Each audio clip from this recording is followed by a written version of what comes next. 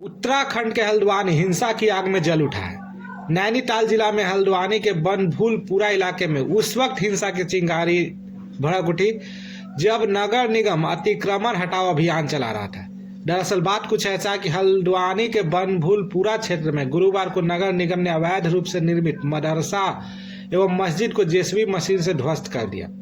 इस एक्शन का रिएक्शन ऐसा हुआ कि पूरे इलाके में स्थित हिंसा की स्थिति पैदा हो गई। माहौल इतना तनावपूर्ण हो गया कि तुरंत कर्फ्यू लगा दिया गया और दंगाइयों को देखते ही गोली मारने के आदेश दे दिए गए। पुलिस की माने तो घटना में 100 से अधिक लोग घायल हुए हैं। घायलों में हल्द्वानी के एसडीएम मतलब कि अनुमंडलाधिकारी भी शामिल है। बनभूलपुरा इलाके में हिंसा के बाद अस्पताल में भर्ती कराए गए लगभग 100 से अधिक लोगों में से अधिकांश पुलिसकर्मी और नगर पालिका कर्मचारी हैं, जो एक स्थानीय मदरसे की विध्वंस कार्रवाई में शामिल थे। अब आपको बताते कि अभी का हालात क्या है। अभी का अगर बात करें तो फिलहाल हालात ये है कि हिंसा के बढ़ने पर हल्द्वानी के सभी दुकानें बंद कर दी गई हैं।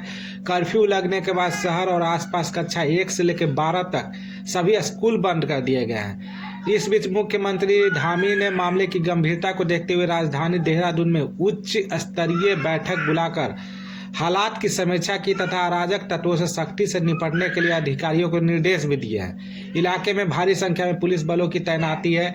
कुल मिलाकर इलाके में पूरी तरह से लॉकडाउन वाले हालात है। केवल जरूरी कार्य को ही करने के लिए छूट है। अब बताते हैं क्यों फैली हिंसा, ये भी आप जान लीजिए। दरअसल बनभूलपुरा के इंदिरा नगर क्षेत्र में मलिक के बगीचे में बने अवैध मदरसे एवं मस्जिद को नगर निगम की टीम ने बुलडोजर से ध्वस्त कर दिया। इस बुलडोजर एक्शन के दौरान घटना स्थल पर नगर आयुक्त पंकज उपाध्याय, सिटी मजिस्ट्रेट ऋचा सिंह, उप जिलाधिकारी परितोष वर्मा समेत वरिष्ठ अधिकारी मौजूद थे। जैसे ही मस्जिद और मदरसे को जमींदोज करने की कार्रवाई शुरू हुई, बड़ी संख्या में महिलाएं सहित गुस्साए स्थानीय निवासी कार्रवाई का विरोध करने के लिए सड़कों पर उतर आए।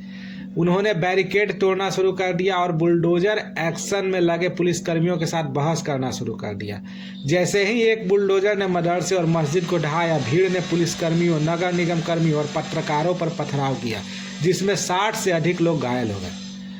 पुलिस और भीड़ में फिर जमकर संग्राम भी हुआ। इसके बाद हल्द्वानी और बनभूलपुरा इलाका महाभारत का रणक्षेत्र बन गया। एक और एक्शन के खिलाफ गुस्साई भीड़ थी और दूसरी ओर पुलिस बल। इस मौके का फायदा उठाते हुए अराजक तत्वों ने जमकर बवाल काटा।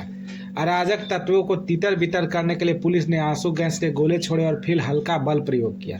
भीड़ द्वारा पुलिस गश्ती कार सहित कई वाहनों को आग लगने से तनाव बढ़ गया। देर शाम तक तनाव और बढ़ गया और बनभूलपुरा थाने में भी आग लगा दी गई, जिससे कस्बे में कर्फ्यू लगा दिया गया। इस दौरान गोलीबारी भी हुई, जिसमें कई लोग घायल हो गए। भले प्रशासन ने 60 लोगों के घायल होने की पुष्टि की है, मगर बताया जा रहा है कि 300 से अधिक लोग घायल हैं, जिसमें सबसे अधिक पुलिस वाले हैं।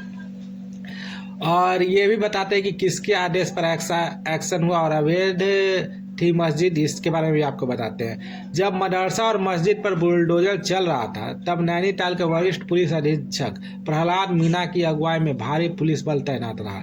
अधिकारी मीना ने बताया कि ध्वस्तीकरण की कार्रवाई अदालत के आदेश के अनुपालन में की गई है।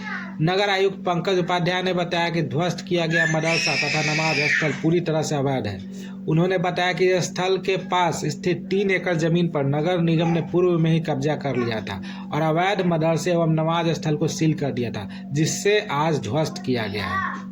इस बीच सीएम धामी में भी मोर्चा संभाला और उन्होंने स्थानीय लोगों से शांति बनाए रखने का अपील भी किया है।